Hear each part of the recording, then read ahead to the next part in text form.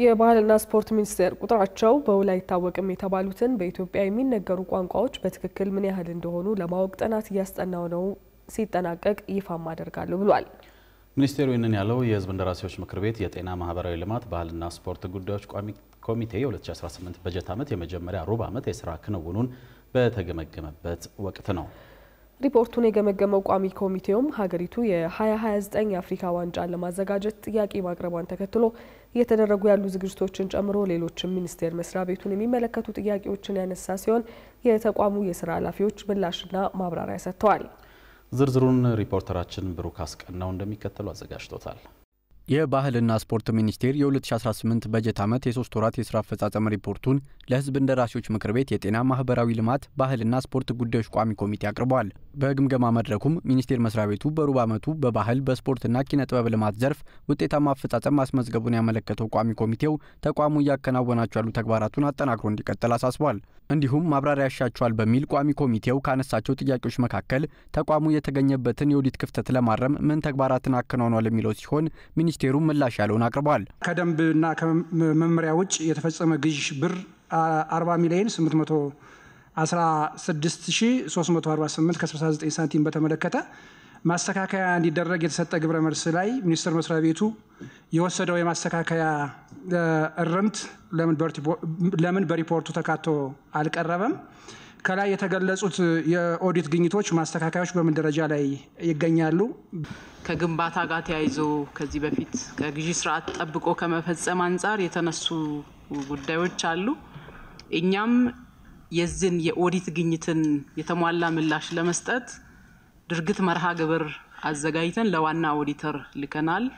ባስቀመጥነው ድርግት መርሃ ግብር እያንዳንዱን ጉዳይ ምላሽ ሰጥተን የምናሳውቅ ይሆናል። የቀጣይ 6 ወር ሪፖርት ስናቀርብ ለተከበረው ቋሚ ኮሚቴያችንም ግኝቶች ላይ ያስተካከልነው ማስተካከያ የሚያሳይ ዝርዝር ሪፖርት ቀጣይ የምንልክ መሆናችንንና የኦዲት ግኝትን ስራዬ ነው ብለን እየተከታተልን ለማስፈጸምም ጥረት እያደረግን እንደሆነ መረጃ ለመስጠት ነው።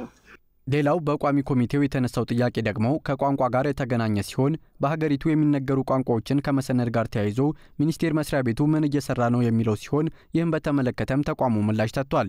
የኢትዮጵያ ቋንቋዎች ሁሉም ሰው የፈለገውን ቁጥር ነው የሚያስቀምጠው። ዳይሬክት ተጠንቶ ይሄን ያክል የኢትዮጵያ ቋንቋዎች አሉ ተብሎ በጥናት ተረጋግጦ የተቀመጠ አንድም ጥናት የለም ማለት ነው።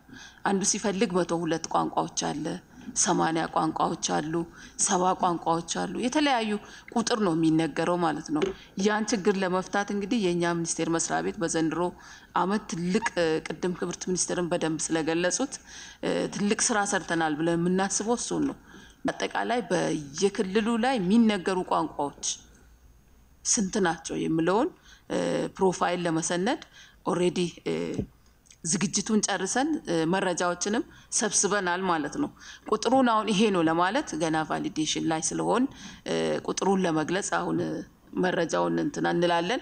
ግን ቫሊዴት ካደረግን በኋላ የኢትዮጵያ ቋንቋ ይሄን ያክል ነው ብለን ያኔ እንገልጻለን ማለት ነው።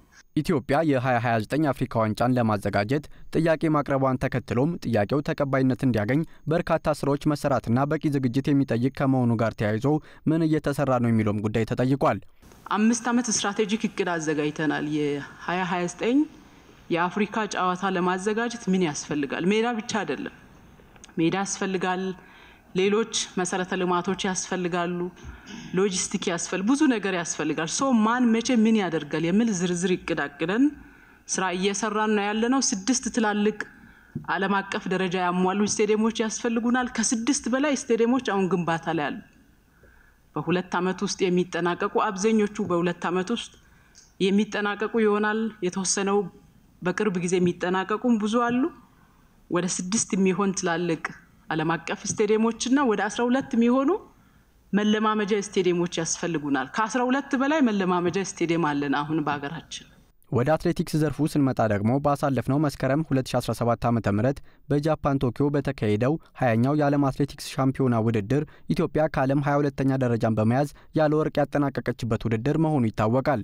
ሆኖም የባህልና ስፖርት ሚኒስቴር ሪፖርት ላይ ግን በስኬት የተቀመጠው ለምንድን ነው ሲል ቋሚ ኮሚቴው ጠይቋል። ጃፓን ቶኪዮ በተካሄደው 20ኛው ዓለም አትሌቲክስ ሻምፒዮና ሀገራችን ያስመዘገበችው ውጤት ከ33 ዓመት በኋላ ዝቅተኛ አፈጻጸም እንደሆነ እየታወቀ ሪፖርቱ ላይ በስኬት የሚለው ከምን አንጻር ነው ቢብራራ? አንደኛ እቅዳችን 100% ያለው ተሳትፎን ነው።